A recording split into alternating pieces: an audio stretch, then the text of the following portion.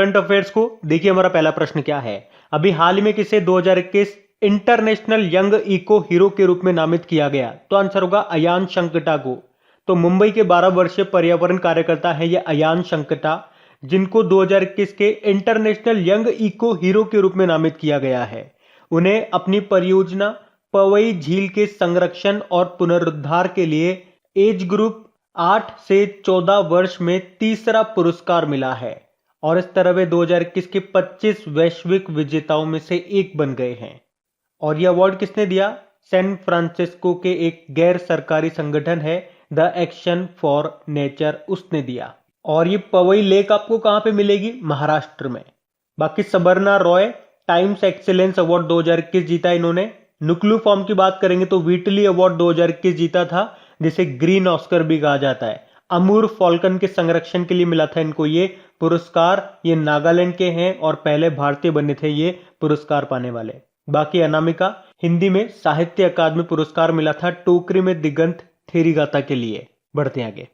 फिर बताइए, अभी हाल ही में हमारे जल शक्ति मंत्री ने किस वर्ष तक देश के हर प्रखंडों यानी कि ब्लॉक्स में वाटर टेस्टिंग लैब स्थापित करने का लक्ष्य रखा? तो आंसर होगा 2023 तक। तो अभी हमारे जो केंद्रीय जल शक्ति मंत्री हैं कौन? गजेंद्र सिंह शेखावत, जिनका निर्वाचन क्षेत्र कॉन्स्टिट्यूएंसी है राजस्थान जोधपुर। अभी उन्होंने बताया कि 2023 तक देश के सभी ब्लॉक्स में वाटर टेस्टिंग लैब स्थापित करने का लक्ष्य रखा गया है और अब तक 2000 से ज्यादा मान्यता प्राप्त लैब स्थापित भी किए जा चुके हैं। चलिए एक प्रश्न का जवाब दीजिए। 100% हर घर जल वाला पहला राज्य कौन सा बना था? गोवा। और गोवा से याद रखना, मुफ्त पानी पाने के लिए पानी बचाओ योजना इन्होंने शुरू की थी। और 24 घंटे 7 दिन नल से स्वच्छ जल देने वाला पहला शहर बना कौन सा? उड़ीसा का पुरी। और केंद्र सरकार का लक्ष्य क्या है? हर घर जल का 2024 का है। वैसे देश का पहला वाटर प्लस शहर कौन सा बना था? अभी इंदौर। और देश का पहला वाटर प्लस सर्टिफिकेट पाने वाला पहला नगर निगम बना विशाखापत्तनम। और 2023 से आपको याद होगा आईसीसी वर्ल्ड कप 2023 में होंगे कहां पे? भारत में। और भारत जो है 2023 में ही G20 की अध्यक्षता भी करने वाला है।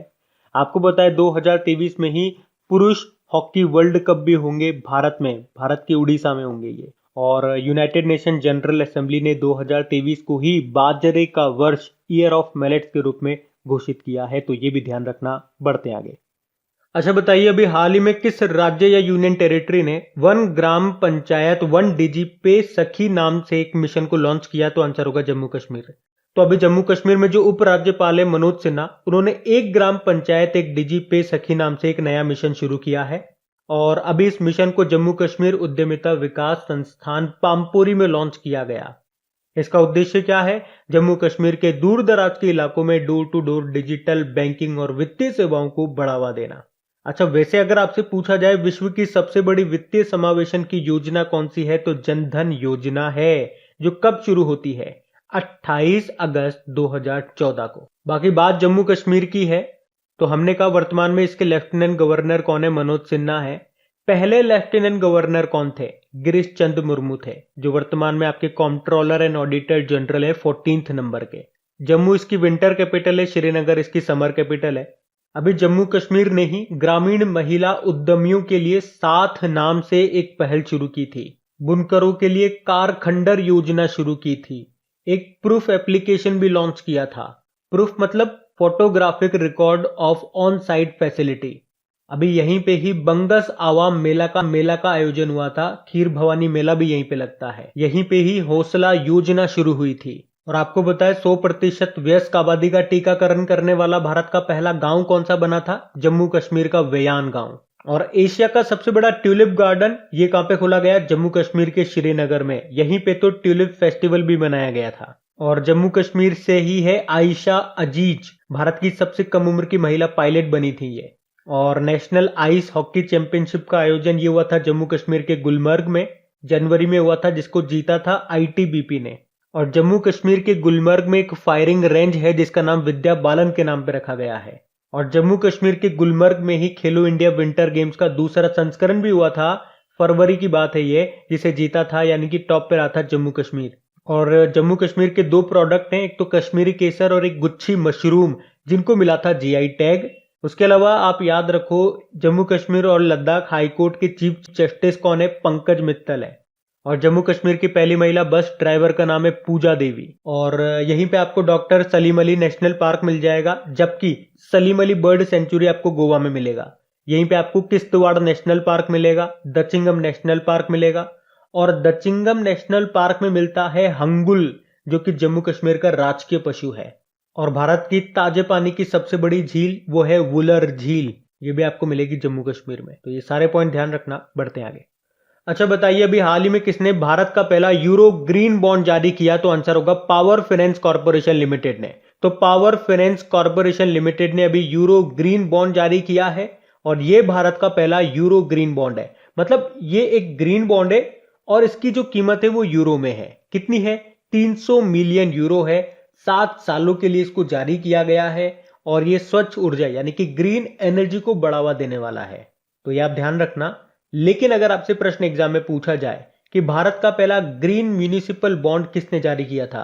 गाजियाबाद नगर निगम ने। और अगर आपसे पूछा जाए कि भारत का पहला सामाजिक प्रभाव बॉन्ड यानी कि सोशल इंपैक्ट बॉन्ड किसने जारी किया था? पिंपरी चिंचवाड़ नगर निगम पुणे ने। और अगर आपसे पूछा जाए कि अभी किस देश ने ग्रीन स्टील का निर्माण किया, तो स्वीडन ने। स्वीडन की एक स्टील कंपनी है हाइब्रिड, उसने। इसमें कोयले का इस्तेमाल नहीं हुआ, हाइड्रोजन का यूज हुआ था। तो ये भी ध्यान रखना, बढ़ते आगे। अच्छा फिर बताइए, अभी हाल ही में विश्व रोगी सुरक्षा दिवस कब मनाया गया? तो आंसर होगा 17 सितंबर को। तो रोगी सुरक्षा के बारे में दुनिया भर के लोगों को जागरूक करने के लिए ये हर साल 17 सितंबर को वर्ल्ड पेशेंट सेफ्टी डे के रूप में मनाया जाता है। और इस बार की थीम क्या रही?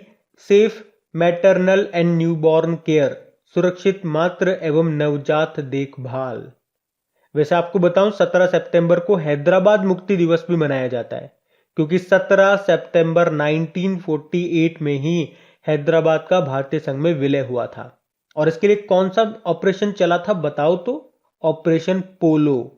अब इंपॉर्टेंट डे वाला क्वेश्चन है, और कल ही मैंने आपको सितंबर के सारे इंपॉर्टेंट डे रिवाइज कराए थे। अगर आपको सारे याद है तो कमेंट बॉक्स में टाइप करके देखो कि आपको सारे याद है या नहीं। अभी हम बढ़ते हैं आगे। फिर बताइए, अभी हाल ही में पश्चिम बंगाल के नए महाधिवक्ता यानी कि सॉलिसिटर जनरल कौन बन गए? तो आंसर होगा गोपाल बनर्जी। तो अभी तक पश्चिम बंगाल के जो महाधिवक्ता थे किशोर दत्त, उन्होंने इस्तीफा दे दिया। तो अब उनकी जगह पे गोपाल मुखर्जी को पश्चिम बंगाल का नया सॉलिसिटर जनरल नियुक्त किया गया है। अब ये तो हो गए गोपाल बनर्जी। ये उत्पल बनर्जी नाम आपने सुना होगा, इन्होंने बुक लिखी अभी गीता गोविंदा जय देवा डिवाइन ओडिसी नाम की। बाकी प्रतिभा महापात्रा अडोब इंडिया की पहली महिला वाइस प्रेसिडेंट बनी है, और जेबी महापात्रा ये सीबीडीटी के नए अध्यक्ष बने थे।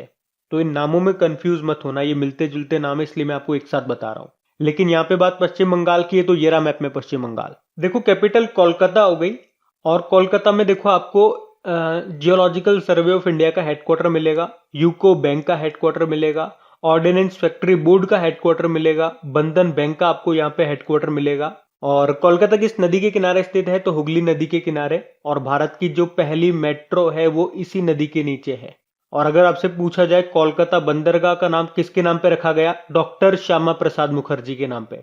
यहाँ के मुख्यमंत्री है ममता बनर्जी, गवर्नर है जगदीप धनखड़। और इसी तरह से आपको याद होगा पश्चिम बंगाल सरकार ने ही मां कैंटीन योजना शुरू की थी, और पश्चिम बंगाल के दुर्गापुरा में एशिया का सबसे बड़ा सोलर ट्री स्थापित किया गया। और यहीं पे ही कृषक बंधु योजना को फिर से शुरू किया गया, और इस बार 10,000 रुपए दिए जा रहे हैं किसानों को साल में। पहले 5,000 रुपए दिए जाते थे। पथश्री योजना भी यहीं पे। और पश्चिम बंगाल में ही बनेगा देश का पहला टायर पार्क। फायर पार्क कहां पे बनेगा? उड़ीसा में बनेगा। और कोलकाता में ट्राम में बच्चों के लिए विश्व का पहला पुस्तकालय लॉन्च किया गया था। देखो यहीं पे आपको सुंदरबन टाइगर रिजर्व मिलेगा, बुक्सा टाइगर रिजर्व मिलेगा, गोरुमारा नेशनल पार्क मिलेगा, न्योरा वैली नेशनल पार्क मिलेगा, और सिंगालीला नेशनल पार्क मिलेगा। वाइल्ड लाइफ सेंचुरी से आप दो याद रख लो, महानंदा वाइल्ड लाइफ सेंचुरी और जल्दापारा वाइल्ड लाइफ सेंचुरी, ये आपको मिलेगी पश्चिम बंगाल में। बढ़ते हैं आगे। अच्छा बताइए, अभी हाल ही में किसे DDCA लोकपाल नियुक्त किया है? तो आंसर होगा इंदु मल्होत्रा को। DDCA मतलब Delhi and district cricket association. तो सुप्रीम कोर्ट के पूर्व न्यायाधीश हैं ये इंदु मल्होत्रा, जिनको भी 1 साल के लिए दिल्ली और जिला क्रिकेट संघ के नए लोकपाल सह नैतिकता अधिकारी यानी कि ऑम्बुड्समैन कम एथिक्स ऑफिसर अपॉइंट किया गया है। वैसे DDCA के अध्यक्ष कौन है? रोहन जेटली है। अच्छा, दीपक दास का नाम पता है? CGA controller general of accounts, महालेखा नियंत्रक बने थे। निर्लेप सिंह रॉय की बात करेंगे, नेशनल फर्टिलाइजर लिमिटेड के सीएमडी बने, इसका हेडक्वार्टर आपको नोएडा में मिलेगा। सतीश पारेख की बात करेंगे तो international road federation of India के ये अध्यक्ष बने थे। बढ़ते आगे।